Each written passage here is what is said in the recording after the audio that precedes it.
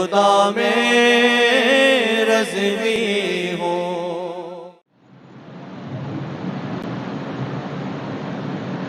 Alhamdulillah, alhamdulillah. We have been blessed to read to our heart and the blessings of this holy month of Ramadan. And Almighty Allah, by His divine grace and by His divine mercy, has given us the tawfiq affair to read as much as we can from this holy month of Ramadan. Allah is Qadir and Mutlaq. He tests whom He wills, how He wills. And Allah never burdens you with more than what you can bear. He is Rabb al-Kainat. He is the Creator, He is the Khaliq, He is the Malik. Allah subhanahu wa ta'ala may take one thing from us and He may give us much more than that as a reward, which we can't even imagine. We are tested in various ways. People are tested with illness, people are tested with difficulty, people are tested with problems in work. Look at how the Muslims in Palestine are being tested in the month of Ramadan. But they are still being steadfast. They are still reading their salah. They are still keeping their fast. Yet we find people that will leave their roza because they have a headache. Will leave their roza because of minor things. They will avoid reading Salatul Tarawih because of minor things. And yet these people in Palestine are reading under the rain of bombs and missiles. It's something for us to think about. Today is 18 days. 18th of Ramadan. Just seems like we stood here and we said Ramadan Mubarak. And before we know it, 18 days of Ramadan have gone by. This is the 18th day. Soon, those who are preparing for I'tikaf will enter I'tikaf. And then you will know that the last Ashra of Ramadan has come. The last 10 days of Ramadan will arrive very soon. There are only 2 days left. And then the last 10 days will come. And when the last 10 days of Ramadan start, these last 10 days are very important. The first 10 days of Rahman, second 10 days of holiness, and the last 10 days of freedom from the fire of hell. It will come. The days are coming. And Ramadan has come, and Ramadan will leave very fast also. You can see how big. Would anybody ever thought that they would place the 18th of Ramadan this fast? But the question that we beg to ask each other and ask yourself, I ask myself the question, and you should ask yourself the question. In 18 days, have I really done enough to please my Lord? What have I done to please Allah during these 18 days of Ramadan? When you say, but I fasted, and I said this before, fasting is not about only staying hungry. Because there are those that are suffering family in Palestine and other parts of the world are fasting every day morning. It is only about food. Look at the pathetic and the sad state of the Ummah today. You walk on the streets, you go to buy stuff, you go to a supermarket, and you look at the state of our Muslim sisters today on the street. Does not matter if I don't wear a scarf or dress like a kafir, as long as I am fasting. What fast? And shame on those men who allow your women to dress like this in the month of Ramadan. Who allow your mothers and sisters and daughters to leave the homes like this anytime, but especially in the month of Ramadan. The azab of Allah will not come upon you as long as you respect Ramadan. When you stop honoring Ramadan, the azab of Allah will come upon you. Azab of Allah will descend, and you will not be able to stop it. How it will come and in what form it will come, you do not. I do not know. This month of Ramadan is a month in which Allah to purify ourselves. This is the month when you can change. This is the month when shaitan is shackled and bound. But why is it? Why is it that even in this month we have become so weak? Why is it that even in Ramadan, for us to pick up the Holy Quran and read one sifara is so difficult? Yet it should be the easiest to do it in this month. Why is it so difficult for a person to get up and go and perform Ishtara? Why is it that some people get up and make sahri but forget to read Fajr? It's happening. People talk about it. I prayed mid-sahri, I couldn't keep my eyes open. What are you going to do when your eyes close forever? When the angel of death will come upon you? What will you do then? Did the beloved Rasul sallallahu alayhi wa sallam tell us about the importance of the month? Did the Holy Quran not say that this month has been prescribed for us? Like it was prescribed for the other nations before? Look at how much of Allah's mercy comes in this month. Allah is going to give us a night in this month that is greater than 1,000 months. One night. All this because we are the Ummah of Rasulullah sallallahu alayhi wa sallam.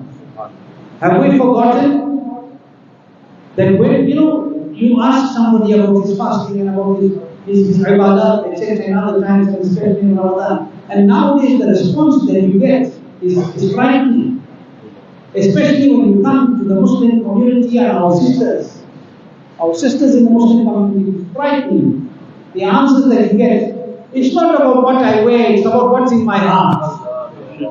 This is shaitan playing you even when Ramadan is coming. Why then when we put you in your grave? Why then when we put a Muslim woman in a grave, we say cover the cover, don't let any light down on the inside. Then we must do all the covering in the month of Allah, even you can't cover. Even in this Mubarak month, there's no honor for this month of Ramadan. This is my profession, I have to dress like that. They go profession that cover. See what will happen with your profession in your grave. It is the responsibility. Allah has said in the Holy Quran, Allah has made man the guardian over the woman. It is your responsibility more so in this month than any other time. It is your responsibility. If you do not take that responsibility, then your women will drag you to hell with them. We need to wake up. We need to realize how the West is eroding, and they erode from the community in the women first. They've always done this. This has always been the way of the kuffar, where they don't even teach you, they don't care about you. They don't want you to learn anything. They want you to go to hell. But today when you say something right to them, the woman will tell you go to hell. Samajh rahe? I'm being blunt about this discussion because it is pathetic. It is pathetic. I was at the airport the other day and there was a Muslim family walking past me. I put my head down. We don't usually gaze at it. But I put my head down in shame because I thought it was kuffar until I heard somebody say a Muslim name and salam. What is happening? Even in the month of Ramadan, even in this month, we find it so difficult to give zakat. My money is going to get less. Nothing is going to get less. Allah has promised you. It is the hadith of the beloved Rasul sallallahu alayhi wa sallam that Allah says if you pay your zakat correctly, Allah will fortify your wealth in the most powerful of force. When Allah fortifies your wealth, who can touch it? Who can make less that which Allah fortifies? It doesn't make it less, it makes it more. We want to estimate. And when the people get it, sadly, illa mashallah, except for those who try. When a man had a little bit, he gave zakat to some Sunni community or some Sunni person. And when it became much, then he went to give to the Wahhabis. Your zakat is not ada in the hand of Badmas. You will still be responsible for that zakat. Zakat is only for the Sunnah. Sunni Muslims, not for anybody else. It is time for us to have some realization. We want to know why we're going through all these hardships in our life. Why we're going through all this stagnation in our life. We don't realize how much of benefit this zakat, this sadaqah, this fitrah, Say you have to give 35 rand. Oh, 35 rand this year. How much is a box of cigarettes? I don't know. Anyone? Nobody knows. MashaAllah. 35 rand, too much for fitra. And yet that is the protector of your rosa. It is the cleanser of your fast. Oh, I didn't even remember this year to give fitra. We hear this every year. Why? What is the reason for this? Do you not understand that with Iman, when you do good deeds, then those good deeds will benefit you here and they will benefit you in your qabr as well. They will benefit you in your qabr as well, not only the dunya. Lengthy hadith in Mubarak, there is a lengthy hadith sharif which explains the condition of the qabr. And in that it has been said, 2 angels of mercy and 1 angel of punishment will come into the grave, and his good deeds, a man's good deeds will protect him. Your amal will protect you in your qabr. It says his namaz will come by his good side. His namaz will come by his good side. His fasting will come to his chest. His fasting will come to his chest. His zakat will appear to his right. His sadaqah will appear to his left. His piety and good character will come above his chest. And what will happen? Whichever direction the angel of Azab comes, they will stop it and say, wait, you can't pass us now. You can't bypass us. He used to keep fast. He used to give zakat. He used to do khairat. He used to do this. He used to perform namaz. Magar kuch karoge nahi to kya hai qabr mein? When you do nothing, what is going to come in the qabr to defend you? This is something we have to think about. It is a reality. If you look, it's very simple, and I'm going to end with this in short term. It's very simple. I'm not going to give you a long lecture of human relations. I just want to be, I think, very straight out about something that we need to talk about. We don't talk about these things which are so important. The erosion of our entire households, the erosion of our Islamic atmosphere in our homes. Before, when Ramadan came, each of you, especially our elders whose beards have become white, they will tell you, go and ask you. You see, the problem today is we forgot how to respect our fathers and our grandfathers. We have forgotten how to respect our elders. And you do not have much communication with them. You communicate with fools who know nothing. Okay? If you go to your father and your grandfather, or your nana, or your nanny, or your dada, or your daddy, and ask them how Ramadan was in their time. What was the atmosphere like? How people sat together and made something. How they were at the time of iftar. What was the feeling in the home? How they went together for Salatul Tarawih. Why aren't we seeing that kind of devotion today? Why aren't we seeing that kind of feeling like we saw, or feel that kind of atmosphere? Yes, we feel the beauty of Ramadan. But for those of us that have seen those days, and our elders who have seen before that, they are trying to figure out what is happening. Why is all this happening? And it is happening because we have made our children modelists. Let's be honest. We have given our children so much of dunya that they have forgotten the essence of deen. We have given them so much of pleasures of this world that they have forgotten that everything comes from Allah. Think about it. I say this over and over again to myself, and I say it to you. The grave is not far away. Yes, sir. The grave is not far away. I want to ask you a question. And this question, and whatever I ask, is not intended to disrespect anyone. It's intended to awaken me and to awaken you also. I want to ask you one question. You answer in your heart. Don't answer that. In this 18 days of Ramadan, did everybody go to the Qabristan? They come with the parents? Those whose parents have to go. How many times in these 18 days have we gone to the Qabristan? Please, once have you gone? How much of Isra Islam you make for your homes in this month? Except for the normal salah that you have to read, how many more rak'ahs nafil did you read in Ramadan? Except for the Quran that you listen to in Tarawih, how much of tilawat did you yourself make in the month of Ramadan? Except your zakat which you have to give. How much nothing did you do in this month of Ramadan? Did you make an effort to make iftar for one Muslim in Ramadan? These are the questions that we need to ask ourselves. And when you ask yourself the question, the answer itself will tell you whether you have passed this exam or not. And when you do in Ramadan, don't do it so people say, yeah, he's a very generous person. Don't do so that you can have lines standing outside your place. Do it for the pleasure of Allah. Do it in the love of Allah and His Rasul sallallahu alaihi wasallam. And like Huzur Sayyid Muhammad, he said last week when he was here, and when he always speaks, he says, treat each one of these days that it is the last. Treat it with honor and with value. Think how precious this is. Because once this day goes, you can't recover it again.